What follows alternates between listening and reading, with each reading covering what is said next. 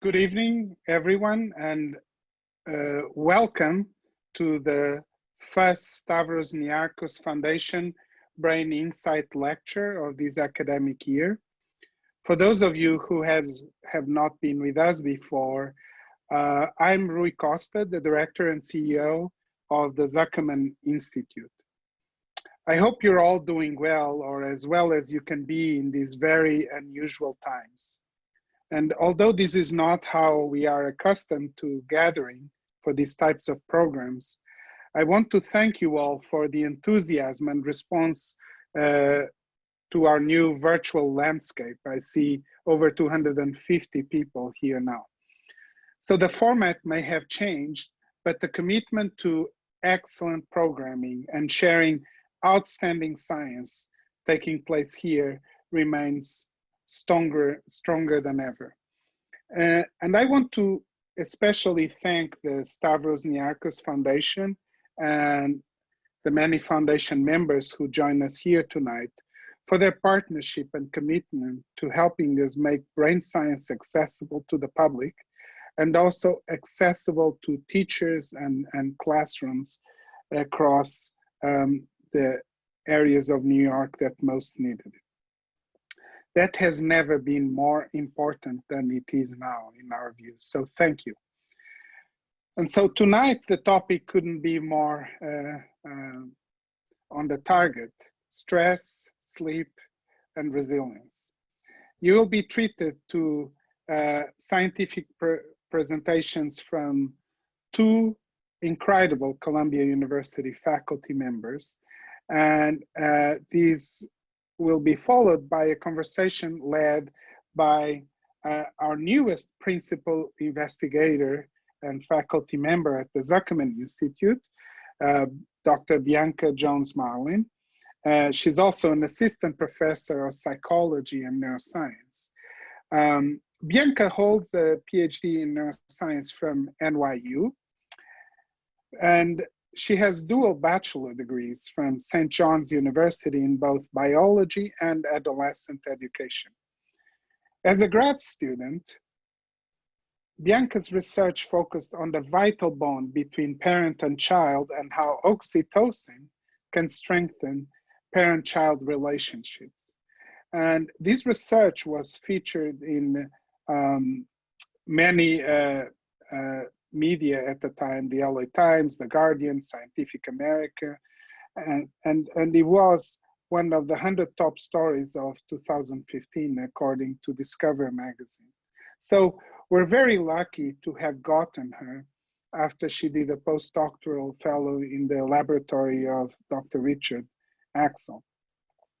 And lately she has been investigating the transgenerational inheritance, epigenetic inheritance, and more specifically, how traumatic experience in parents affect the brain structure of their offspring.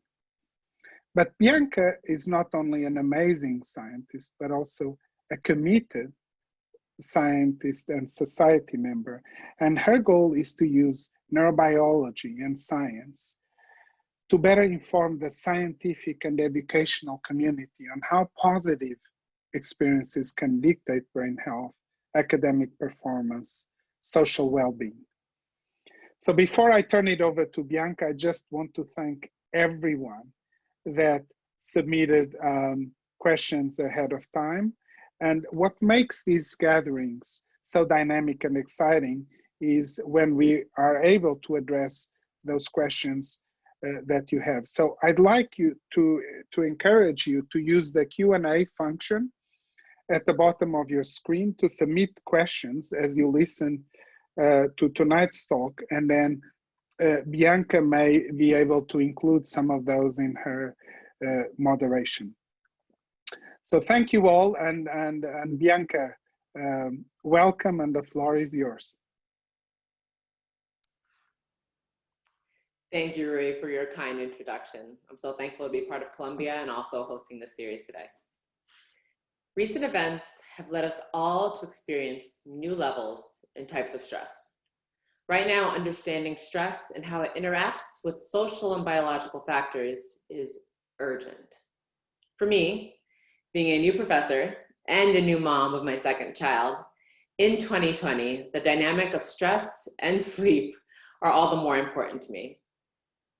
Today, we will be hearing from two experts and their take on different but complementary approaches to researching how stress affects all of us. You will hear how stress affects us, but in very different ways. Social factors, such as where we live, our immigration status, our socioeconomic status, and how much discrimination we face, all affect our response to stress, particularly in how much we sleep. You will also hear how stress impacts our brains and how our brains respond, adapt, and at times cope with its effects. In this event, you will hear two 15-minute speeches, one from each one of our experts, after which I will moderate a discussion between the speakers. As part of the discussion, we include questions from you, our audience. If you have already submitted a question, thank you. And if you wish to submit a question, while talks are in progress, please look for the Q&A button and submit your question to our panelists. Now, it is my great pleasure to introduce our first speaker, Dr. Carmela Alcántara. Dr. Alcántara is an associate professor of social work at Columbia University School of Social Work. She received her bachelor's in psychology and sociology from Cornell University, a PhD in clinical psychology from the University of Michigan, and completed a postdoctoral fellowship at Harvard T.C. Chan School of Public Health. She is also a clinical scientist who conducts research on social determinants of sleep, mental health, and cardiovascular health. A long-term goal of her research is to develop community-engaged and evidence-based behavioral interventions to promote health equity. Please join me in welcoming Dr. Alcántara to our virtual stage. Hi everyone, and good evening, and thank you so much for joining. A special thank you to the students and to the teachers who are joining us today. And I'm just going to go ahead and set myself up. Hopefully you all can see the slides. I want to thank Dr. Rui Costa for the invitation to present into the Zuckerman Institute. I always love opportunities to speak directly to the public, and today I'm delighted to talk to you all about sleep health in the United States, something that you may not often think about, your own sleep, and specifically why you should think about it as a social justice issue. We spend 1/3 of our lives sleeping. And as you can see here, sleep is a complex yet essential neurophysiological state that looks the same across cultures. And we know that how much we sleep actually differs by how old you are, by your age. And so if you look here at this figure, this has the recommended hours of sleep across the life course. And I just want to draw your attention to teens, since I know some of you are in high school currently. The recommended hours of sleep are 8 and up. And for adults, it's 7 hours of sleep or higher that's recommended for optimal functioning and optimal health. Despite these guidelines and these recommendations, we know that 1 in 3 adults in the United States are sleepless in the United States. And so what I mean by that is based off data from the Centers for Disease Control, the prevalence of short sleep duration that's measured here as less than 7 hours of sleep for adults who are 18 years or older is actually close to 1/3. And there's substantial geographic variation in who's getting enough sleep. And what you see here as represented by these darker colors are higher percentages of, a higher percent of adults with short sleep duration as represented in these darker colors in the stroke belt region. And this geographic variation also extends to New York. So if, as you can see here, about 4 in 10 adults are also sleepless in New York. And there is that geographic variation that we saw before, where the darker color referred to a greater percentage of adults who are getting less than 7 hours of sleep. When thinking about high school students and this important life course period, these national studies tell us that only 3 out of 10 high school students are obtaining sufficient sleep on school nights. And so sufficient sleep here is defined as getting 8 hours or more of sleep. And so again, it's not just adults who are sleepless. We know that adolescents are also, and teenagers are also not obtaining sufficient sleep. And this is important because we know that sleep disturbances across various different dimensions and domains of sleep contribute to poor health, including increased risk of cardiovascular disease, increased risk of depression, and other psychiatric disorders like anxiety, increased risk of cardiometabolic factors like obesity and other physical health conditions like diabetes and cancer. And sleep disturbances are even associated with increased risk of dying, so premature death, and also work absenteeism.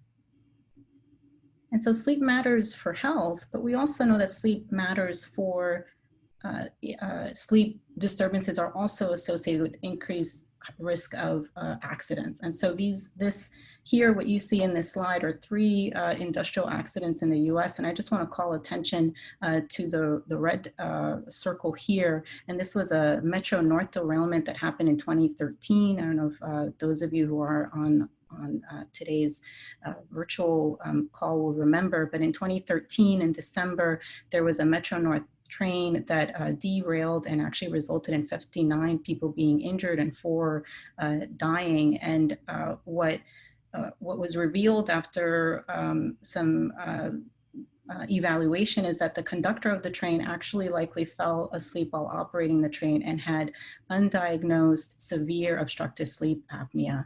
And in fact, that's led to changes in how, in the assessment of and screening for sleep disorders. So sleep disorders are also associated with these major accidents. And so because of the risks associated with sleep disturbances on health and also in terms of accidents, improving sleep health is a national public health goal. And what that means is that as part of the CDC Healthy People 2020, which are objectives that are set forth for the country in terms of improving overall public health, sleep has been listed as one of these national public health goals and improving sleep for 2020 and also for 2030. Unfortunately, though, we're not meeting these benchmarks. And so in 2010, there was Healthy People 2020 that set as goals to increase the percent of teenagers, adolescents who are getting sufficient sleep, and also adults who are getting sufficient sleep. And what we found actually that we're not, in 2020, we did not meet that goal. It continues to be a goal for 2030, but we're not meeting that goal. And you might be wondering, why is it so hard? Why is it so hard to get the sleep that we need? And at one level, if you think at the micro level, there are these cultural beliefs that influence human behavior and human decisions around sleep. And these cultural beliefs might fall into the category of beliefs where you think about sleep as a luxury. And if sleep is a luxury, then sleep is optional, particularly in a 24-hour society where the loss of sleep is considered a status symbol. Or there might be cultural beliefs where you consider sleep a necessity, and if it's a necessity, then it's a biological drive that you have to meet. The reality, though, is that the picture is much more complicated. I wish it were that simple. And we have these larger structural constraints or structural factors that influence whether someone's able to actually carry out these cultural beliefs around their sleep or to help them obtain the necessary sleep. And some of these structural constraints include factors like poverty, whether someone's living in poverty, whether they're holding multiple jobs, whether they're commuting long distances, or neighborhood factors such as noise pollution, financial stressors, housing insecurity. And this is not an exhaustive list, but it's just an example of the kinds of structural factors that impede upon this, what appears to be an individual behavior like sleep. And those are the very questions that I'm interested in my program of research. And in my program of research, I study how social determinants or these medical or biological factors affect health. And what I'm showing you here is a figure from the World Health Organization that really very nicely illustrates how structural determinants and social determinants might be directly and indirectly linked to health, equity, and well-being. And specifically, I just want to draw your attention to this box of socioeconomic position, where social class, gender, ethnicity, and racism are specifically called out as having both direct and indirect through these intermediary pathways, so these psychosocial factors, which we're going to talk about, as having an effect on health. So this is one of the key areas in my program of research. And I was very interested in sleep because it's a less stigmatizing topic. When you think about psychiatric disorders or conditions, talking about sleep and people's sleep difficulties, it really is a way of gaining an entry into talking about other related health conditions. And so with this social determinants of health framework in mind, I just want to highlight one of these social determinants, and this is race or ethnicity. And what we have found from these large population-based surveys is that the distribution, that sleep disturbances are not distributed evenly across racial ethnic groups. And so, for example, you have here 3 different kinds of sleep conditions listed below, where and the percentages of these conditions where racial ethnic minorities are represented in orange, gray, and yellow bars. And across these 3 conditions, you see that racial ethnic minorities, by and large, a greater percentage of them will meet criteria for these conditions, whether it's severe sleep disordered breathing or what you might know as obstructive sleep apnea, sleeping less than 6 hours of sleep, or insomnia.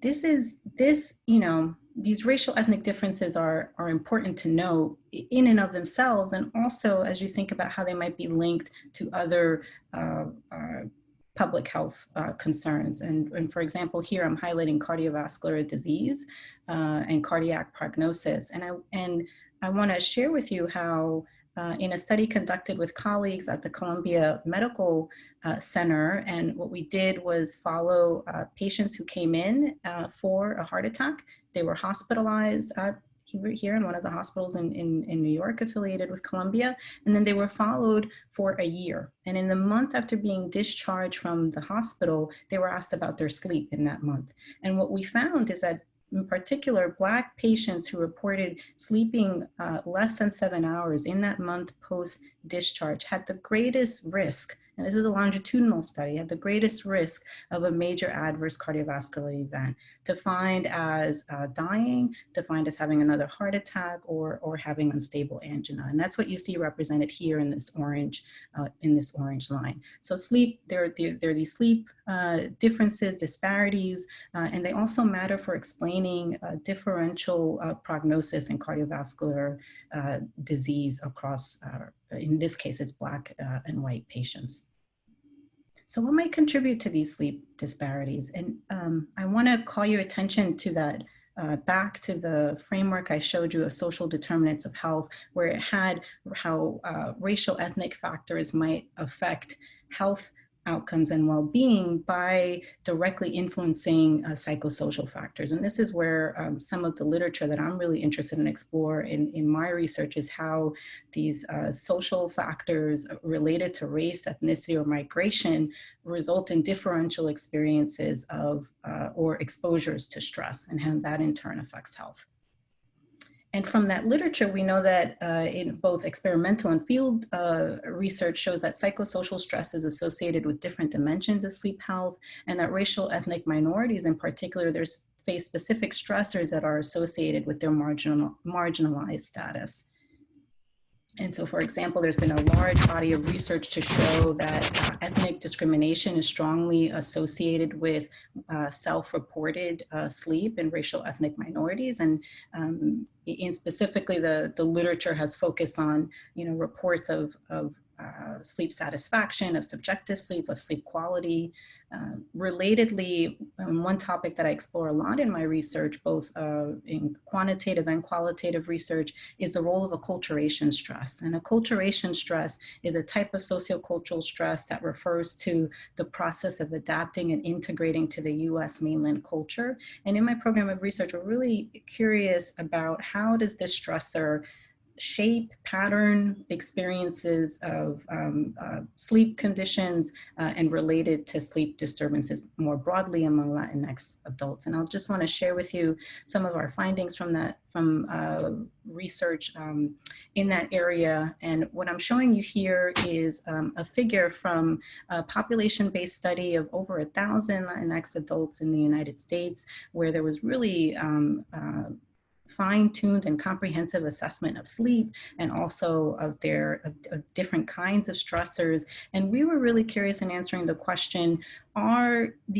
all these different types of sociocultural or psychosocial stressors associated with sleep? In this case here, I'm showing you insomnia symptoms. And what happens when we try to look at these together in an aggregate or combined model? And what we found is that when we looked at them individually, they each individually were associated with greater insomnia symptoms. So acculturation stress, ethnic discrimination, and chronic stress among Latinx adults. And then when we added them in one model together, what we found is that for Latinos in particular, acculturation stress and chronic stress remain consistent and robust factors that were associated with insomnia symptoms. And this was true after we considered important factors like sociodemographics and other medical conditions into that model.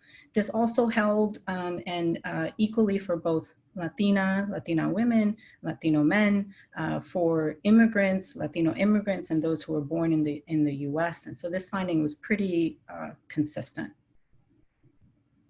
Importantly, though, we found that one of the social determinants seemed to modify the effect of this acculturation stress on insomnia, and specifically that the effect of acculturation stress on insomnia symptom severity was actually stronger among those who were unemployed. Again, pointing to the importance of considering how these social determinants really structure and configure the experience of stress on sleep. And while I've showed you data about really cross-sectional data, so these are a moment in time snapshot data about how stress is related to sleep, there's been lots of great research, particularly in the last 10 years, to show that stress and sleep actually have a bidirectional relationship, such that sleep might actually pattern and influence the way that people appraise their stressful experiences the next day. And one example of such data comes from a recent report that was published where they found that sleep actually promotes healthy coping in the face of stress. And so this is a sample of racial ethnic minorities where on days where they were reporting higher discrimination, you see here represented here, on days where they slept longer the previous night, and the next night they were actually the next day they were able to engage in greater problem solving, and similarly when in the face of high discrimination on any given day, on the nights where they reported better sleep quality during that following day, they were able to also engage in greater peer support. So there's something adaptive about sleep that helps in coping, and in particular here, in coping with specific kinds of stressors. And I just want to note this wasn't a sample of adolescents, a highly diverse sample, and I think it should be noted for that. And then lastly, we also know in collaboration with colleagues at Columbia University Medical Center and also Northwestern University, we've done research where we've had adolescents where we've tracked their sleep objectively, and also they were completed a blood draw. And what we found from that study is that actually longer sleep might be associated, it might signal lower risk for blocked arteries. And so I just want to draw your attention here to this endothelial cells, which endothelial cells line the inner surface of our blood vessels. And what we know is that when these cells are injured, they detach and release microparticles into the bloodstream that can be measured and indicate endothelial cell injury, which is an early marker of atherosclerosis or blocked arteries. And what we found in this, in these data, the first, we believe, in a sample of adolescents is that sleeping longer was actually associated with decreases in these microparticles that are measuring endothelial cell injury. So they seem to be protective as well for heart health. And so in conclusion, I just want to highlight and emphasize that we know that sleep is as essential as water. We know that it promotes good health, and that it's a valuable resource. However, not everyone is afforded an opportunity for good sleep.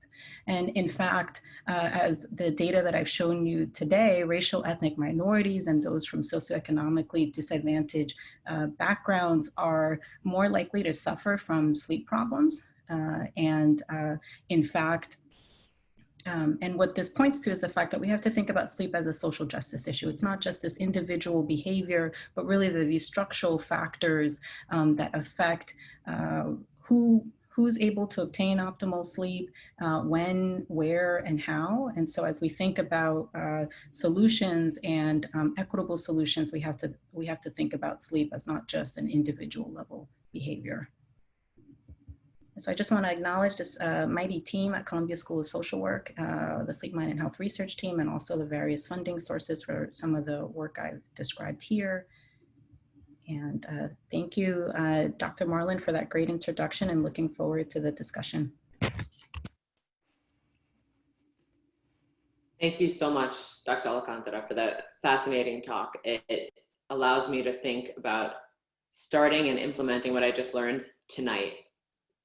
It now gives me great pleasure to introduce our second speaker, Dr. Maura Boldrini. Dr. Boldrini is an associate professor of psychiatry at Columbia Medical College and is the director of the Human Neurobiological Laboratory in the Department of Psychiatry at Columbia University Irving Medical Center and the New York State Psychiatric Institute.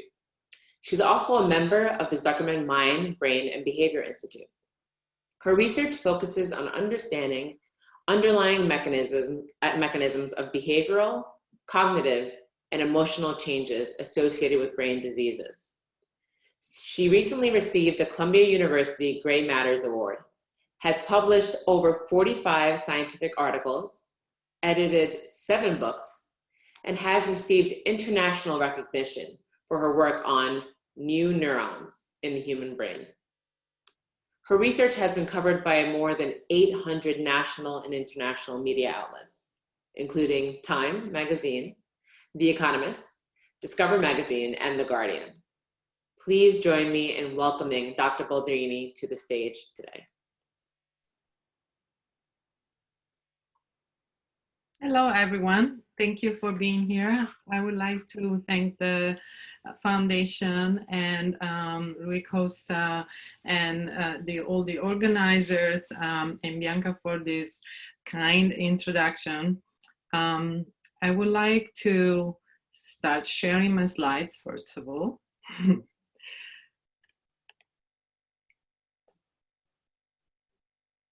Can everybody see it? So I've always been very interested in how the brain can adapt to very difficult situations and how the brain is able to be plastic and react to the environment. In this situation where we are today, we are definitely experiencing a very stressful moment for our planet. And so the question is, what is resilience? In my family, I always have been talking about this because we had some personal experience with resilience and severe trauma. My grandfather was one of the people who spent 2 years in one of these concentration camps that you see in this picture. And while many people had severe mental problems after being exposed to this kind of trauma, and some killed themselves, like this gentleman who you see here, Primo Levi. He was as a chemist, and then he became an author, and he ended up dying by suicide many years after he got out of the concentration camp. Other people, on the other hand, like Carmela, she just graduated from Oxford University in June. So what is resilience? Resilience is plasticity, elasticity. In physics, it's the ability of a material to react and bounce back. And we talk about resilience when we talk about people and their ability to be able to bend instead of break and adapt themselves to the environment. So the brain does the same. The brain is able to adapt. And how does it do that? One of the many important regions for this kind of adaptation is the hippocampus. The hippocampus was discovered in the 1500s by an Italian and gets his name from the fact that it looks like a seahorse. And here you see where it's located in the brain. We know that this particular region of the brain is where new neurons are made throughout our lifetime. And first, we didn't think that was the case. Actually, when I went to medical school, they still used to teach us that that was not the case, even though, as you can see here, back in the 60s, there were scientists that already in the mouse brain were able to see that there was some sort of replication, but they couldn't really demonstrate that this was making new neurons. And then later on in the 80s and in the 90s, with new technologies, other researchers were able to show that actually these replicating cells were becoming neurons in the human brain. So what are these new neurons good for? These neurons are necessary for memory, and on the other hand, some people say that are also involved with forgetting. And if we think about it, the first 2 years of our life where we really make so many new neurons, we don't remember anything of those 2 years. And probably there is so much remodeling that we cannot really store long-term any memories.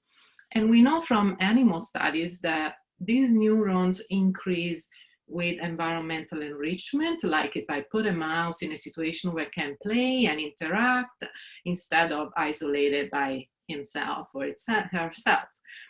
And also is increase with learning if I try to learn something, and increase with physical activity. On the other hand, social isolation and stress are known to kill these new neurons and make neurogenesis, which is the making of these new neurons, much harder. So what do we do when we try to study this phenomena in the human brain? At Columbia, we have a brain collection of brains that were donated by families after death, of people who were had different kinds of diseases and also controls. So here is an MRI where you can see in the yellow box how the hippocampus looks with an MRI, and then when we take it and section it, we see its anatomy from the anterior portion to the posterior portion, and it's pretty long. It's like a 4-centimeter structure in the human, and has this loop where that we call the dentate gyrus, the DG, where new neurons are made. And here you see in brown mature neurons, and in blue these other kind of cells that are also very important for the functioning of the brain, which are glial cells.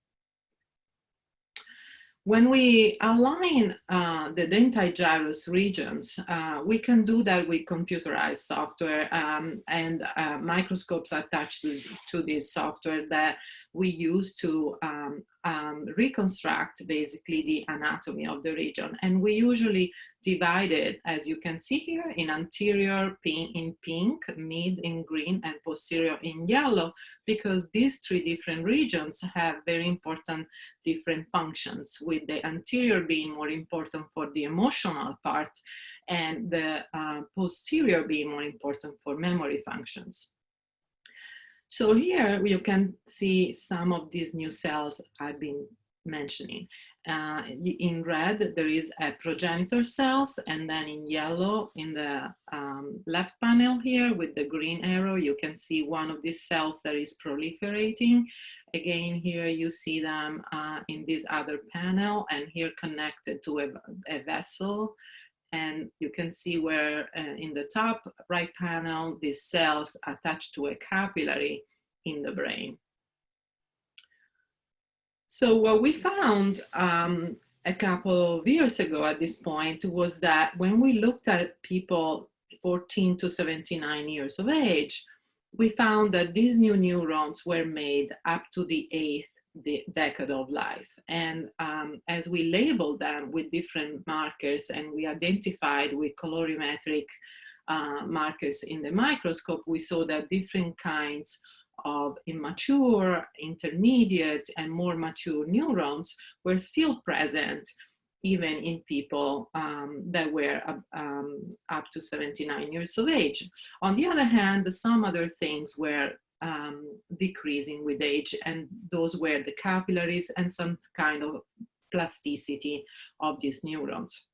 On the other hand, this raised a lot of controversy at the time because there were other groups that couldn't really replicate our findings, while later on there were a couple of other groups that did. So we are still really studying this phenomenon in depth to try to understand more what's happening with aging and what's happening to the capillary and the plasticity as well. When we looked at depressed people, what we found was that if someone had depression that started later in life and had fewer depressive episodes lifetime, they ended up having more neurons, and the outcome was that the person was doing better according to a scale that we use to measure how good they were doing in life. On the other hand, if people had depression much early on and had many more episodes lifetime, they ended up with fewer of these denti-gyrus neurons, and their scale for their function indicated that they were doing worse. So what is resilience versus vulnerability in the sense, in terms of these neurons?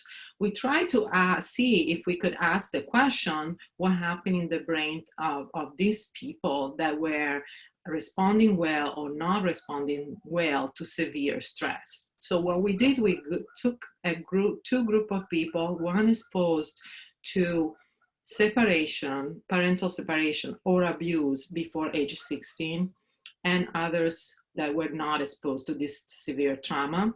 And in each of these groups, we had people who were depressed and ended up dying by suicide, and people that never had a psychiatric diagnosis lifetime. So the control people that never had psychiatric diagnosis lifetime and were exposed to the trauma, we call those resilience. And here you see those neurons that are in the brain, the ones that I showed you before, and how in the graph, the top two lines are the controls, while the bottom two lines are the suicides. And especially in the anterior portion of the hippocampus, the region that is important for emotional regulation, you see how the suicides have fewer of these progenitor cells. Then when we looked at the mature neurons, we saw that you see on top, the black line is the one of the resilient controls. And they had basically many more neurons than everybody else in the anterior portion of the hippocampus, where there was no change in the number of glial cells, these other kind of cells I've been talking about.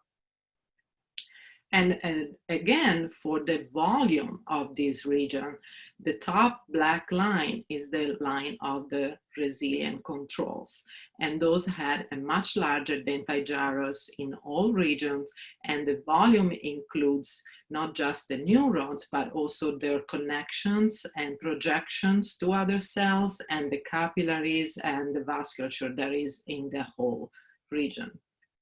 So what I showed you is that basically the effect of depression, MDD, major depressive disorder, and suicides are to decrease the cells that are the progenitors, the neurons, and the volume, basically, while the effect of early life adversity in the resilient controls were to increase the number of these cells and also the volume of the region.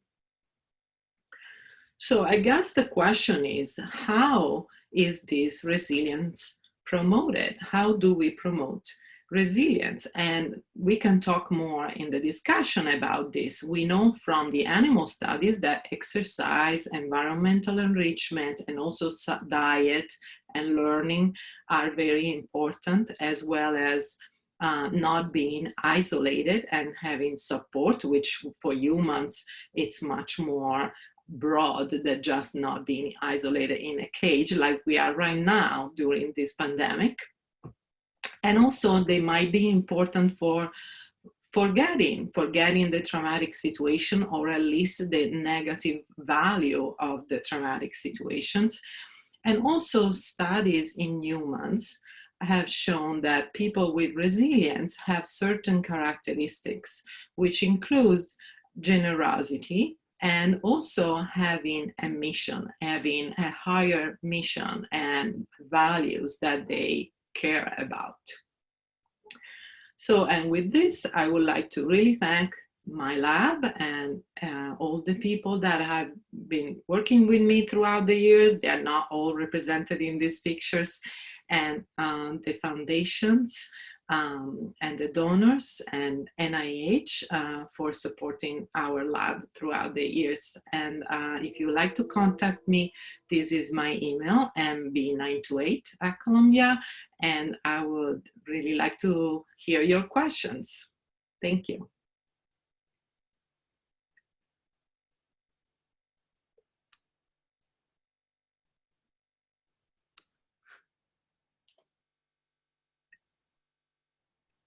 Thank you, both Dr. Alcántara and Dr. Boldrini. I've learned so much in such a short period of time that I want to make this something that I apply. And I think we as all participants apply. Can I ask, how did you come into your research? I'll start with Dr. Alcántara. What motivated you to come into your research? Thanks, Dr. Marlin, for that question. It's, you know, it's interesting because for me, I feel like as a psychologist and yet someone who's also interested in populations, in my work, I'm really interested in how to create behavioral interventions, those are psychological interventions that are responsive and take into account those social determinants. And for me, one of the key ways that I came to this work was similar, I think, to Dr. Boldrini. There was like a community kind of family trauma event where what I encountered was family members whose experience of mental health and mental issues wasn't really acknowledged within the psychiatric care context or healthcare context. And so I was really interested in understanding the role of language and how we talk about distress and how that shapes who gets access to mental health care and who doesn't. And along the way, became really interested in sleep, because sleep is, I mentioned a little bit before, but sleep is a less stigmatizing way to talk about your health, to talk about your well-being. You know, given my, those experiences and family experiences, I really wanted to, and always come back to center my work to how is this going to translate to helping people get access to treatments. And I'm really interested in the work that I've showed and these social determinants of sleep, but also thinking about behavioral interventions for sleep that take into account these factors. Beautiful. And it's so universal because we as humans all sleep. And so your research really affects each and every individual. And Dr. Boldrini, thank you so much for sharing your family history. Did you know going into an MD PhD, which is a very competitive and also very specialized and specific field, that you really would address the horrors of your ancestors and the horrors of your past and going into that very specific journey? Well, I'm not sure I really knew that, but I definitely went into medical school to go in psychiatry. And I think the reason is that I experienced discrimination against people who had mental illness, or even people that didn't really have mental illness, but they were just different. And I thought that my vision was that the brain is just an organ like any other organ of the body, and it's nobody's fault which way it works. And I thought that these people were just people like everybody else. And I think that studying the brain, that's what I wanted basically to demonstrate. And I hope I'm getting closer to that. Amazing. And I've experienced this as well, but for one of the most beautiful processes that come about research is really finding that key thing that you were looking for, that key result, and engaging in that. And so when you found out that you saw an increase in the cell number of the hippocampus in those who had gone through different experiences, how did you feel? How did that, seeing those data and seeing those results, really make you feel? It was pretty amazing. I wouldn't have expected to see this big of a change in the resilient group. Actually, this project started with us looking at the suicides, and that's what we were mostly interested in initially. And then we saw this huge change in this other group of people, and I was like, wow, I think we can learn something about the brain looking at these resilient people and trying to understand how their brain made these neurons, and we are now going into the molecular mechanisms of that, because we think that if we understand how that works, we could figure out how to design treatments and solutions for people that are initially not that resilient, but we can probably help them be more resilient. So important and amazing. And Dr. Alcántara, you stated that 1/3 of the American population is sleepless. And then you showed the graph of the United States of America, and I saw the East, and then I zoomed in on New York and Manhattan. So we really are a sleepless community. Are we continually in debt? Is there any way that we can make up for this lost time? As Dr. Boldrini mentioned, behavior, is there anything we can do to change what possibly has been done in our past when it comes to losing sleep? That's a great question, Dr. Marlin. You know, I think absolutely. I think, you know, there's, in terms of intervention, I think there's always an opportunity to intervene. And I think what's great about tonight's audience is that we know that there's some teenagers and adolescents who are listening. And so hopefully you're hearing this and you'll remember this when you're getting ready for bed tonight. But we often, you know, there's different kinds of interventions depending on the sleep issue. So for example, for insomnia, there's a certain kind of gold standard treatment called cognitive behavioral therapy for insomnia. That's a whole packaged treatment that includes addressing maladaptive sleep behaviors and also thoughts. For more general sleep issues, there's training around sleep hygiene, and a lot of people don't realize that some of the practices that they engage in actually, negatively affect their sleep. We remember, for example, that as, and you know, for babies, for example, and for young kids, you have to really create a bedtime routine that will facilitate them going to sleep. And sometimes I think as we get older or throughout the life course, we forget some of these simple practices that were instilled upon you to help facilitate sleep. Also getting, you know, exposure to bright light, natural light in the morning is just so critical because of the effect on the circadian rhythm and circadian training. And, you know, particularly now in the context of COVID, where there is so much remote work, I think that's one way actually we can help train our body, help our bodies to fall asleep at the natural times that it would, which is getting that exposure to bright to light, to going outside early in the morning, trying to minimize exposure to blue light at night, which we know those are key issues. And then, you know, you have to make sure that you're setting up the environment appropriately to be conducive to healthy sleep. So there's a whole list of sleep hygiene recommendations. I think I just highlighted a couple, but I would say yes, there are things that you can do. There are things that you can do even tonight to address, you know, maladaptive sleep patterns or poor sleep hygiene. And then for other kinds of more serious conditions like insomnia, there's packaged protocols, behavioral treatments that are effective as well.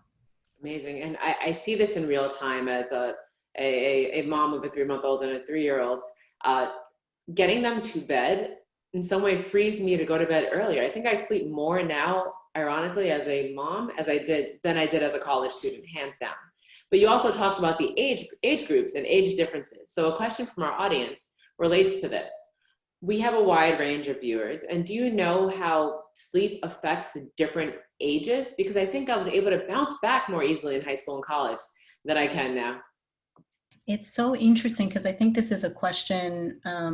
I think, you know, if the question is like, how do you manage from like a sleepless night, right, or staying up late? We know that over time it gets harder, just, you know, physically on your body, physiologically, to be able to cope with the effects of sleep deprivation over time.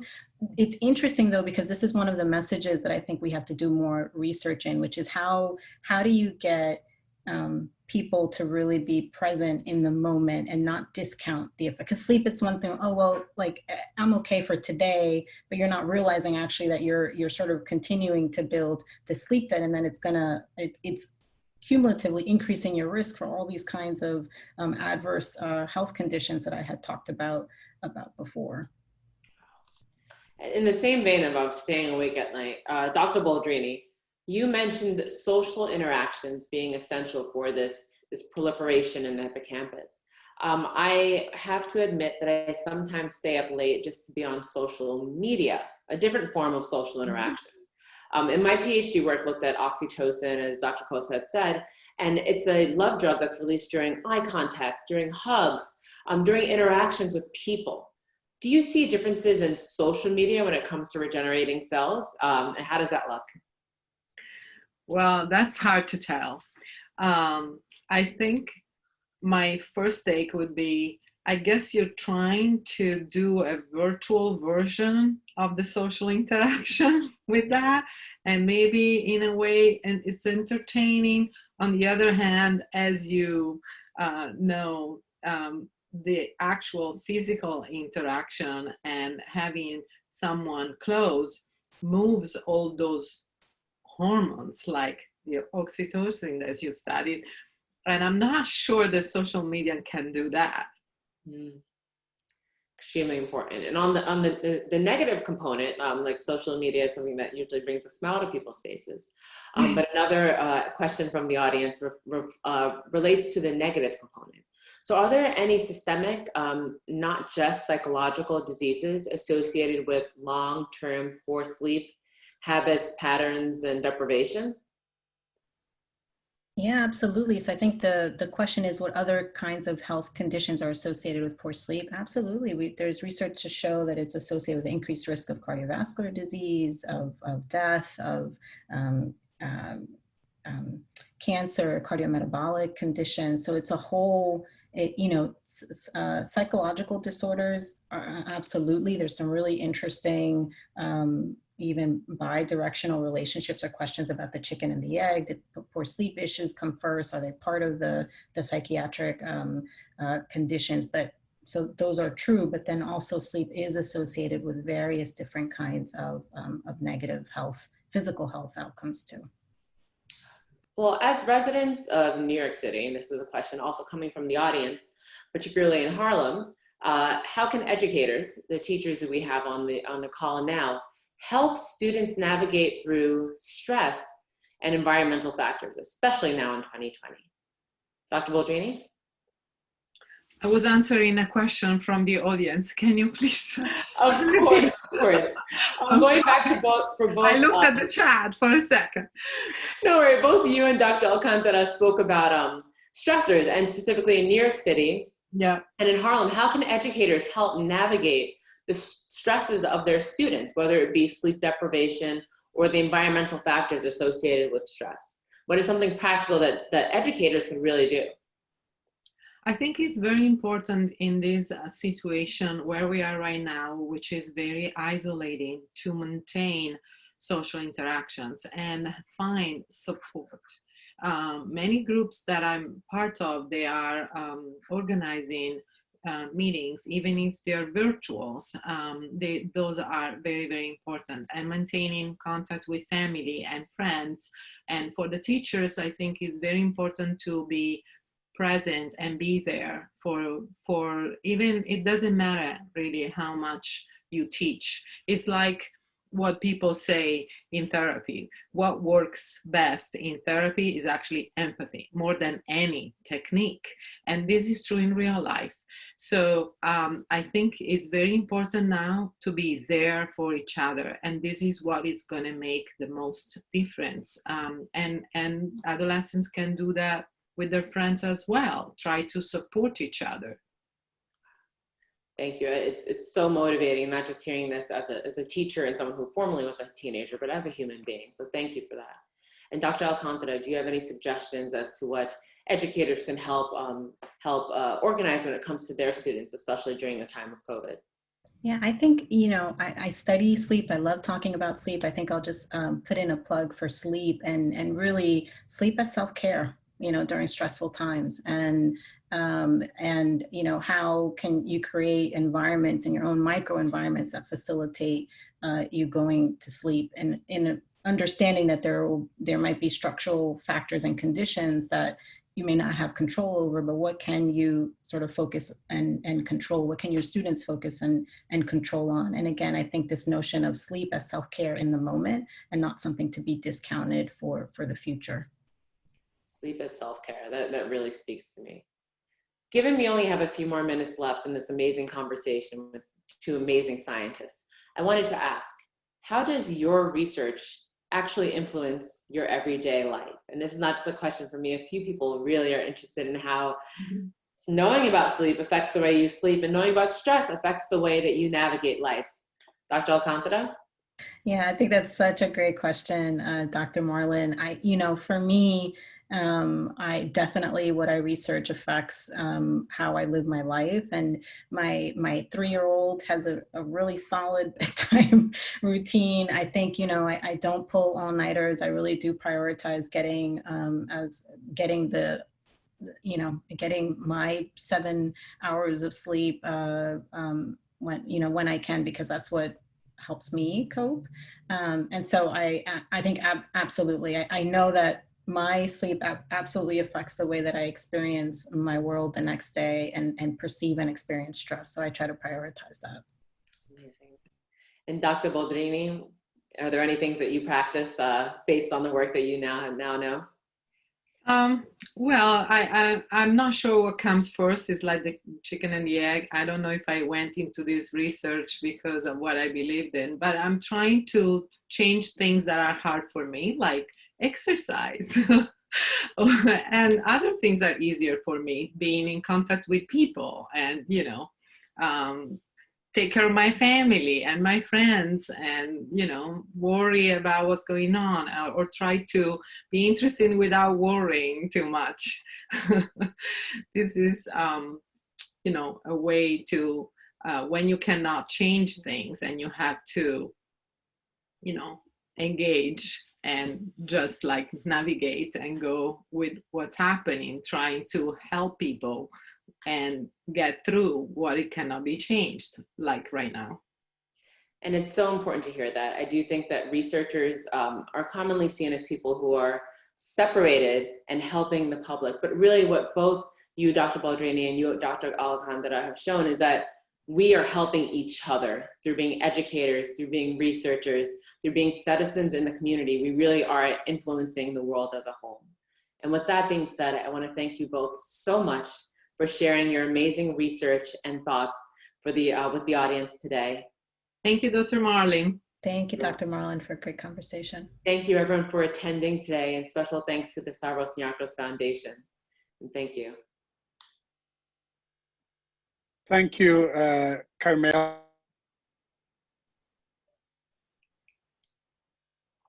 Thank you, Carmela, Maura, and Bianca for this wonderful conversation. I learned a lot. I should certainly apply even more to my own life. But this conversation today speaks really to the Zuckerman mission. So about 1 in every 7 of us in the world will have some type of brain problem in our lives. And our research wants to impact, not only come up with new medicines, but impact everyday life and really, really make us unleash the potential of human life.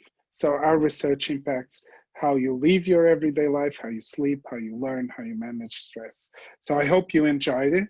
And I hope you can also join us for our next lecture, next virtual lecture, which will be on Tuesday, November 10th, and where Dr. Andres Mendesky and Dr. Darakas will talk about facing uncertainty around COVID-19 and making decisions in a pandemic with incomplete information. So I hope you all continue to stay healthy and be well. Please sleep well and cope with stress, be resilient, and see you soon. Bye.